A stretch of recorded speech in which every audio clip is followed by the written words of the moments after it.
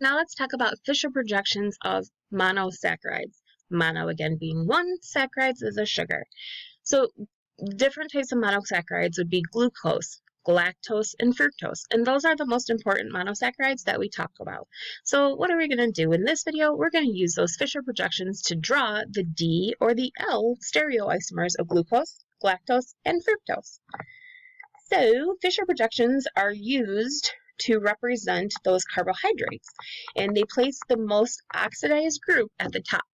This shows chirocarbons as the intersection of vertical and horizontal lines. This is also going to show the H and the OH groups on the horizontal intersecting line. And finally, it places the CH2OH group at the bottom of the Fischer projection, which is not chiral. So in a Fischer projection, the OH group on the chirocarbon is the furthest from the carboxyl group, the carbonyl group, okay? And this determines an L or a D isomer. And remember, L means left, and D is assigned the letter right for right. So what are we going to do? We're going to use this to identify either D or L Fischer projections. So again, when we look at pictures here, the chiral atom that is furthest from the carbonyl group, okay, is going to be what we're going to be focusing on. Okay, L-ribose is here on the left, and then D-ribose is here on the right. And then again, the one furthest from the carboxyl, I always called it carboxyl group, COH. Oh, it's because there's not two O's, so sorry about that. Corrected myself. Carbonyl group is going to be this guy the furthest, and so if it's on the left, it's going to be L. If it's on the right, it's going to be OH. Okay. So fantastic. Now let's try to apply this. So pause me and come back. In the following Fischer projection of mannose, identify the monosaccharides as either a D or an L. Pause and come back.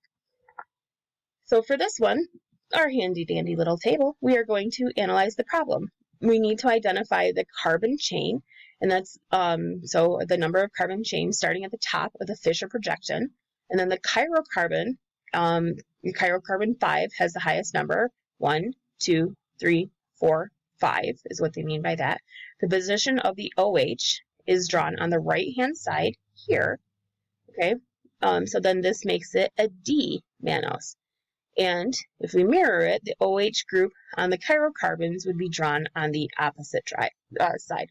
Okay, so knowing that, what is our solution? The D mannose is, this is going to be D mannose because the OH is on the right. So again, how we got to the fifth carbon, wherever we have a junction, that's going to be your carbon. So this is carbon 1, carbon 2, carbon 3, carbon 4, carbon 5.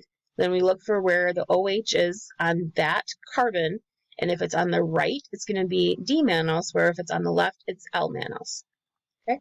All right, so let's do it for another one. Okay, so in the identify the number of chiral centers, and then if this is a D or an L. So pause me and come back. So we have 1, 2, 3.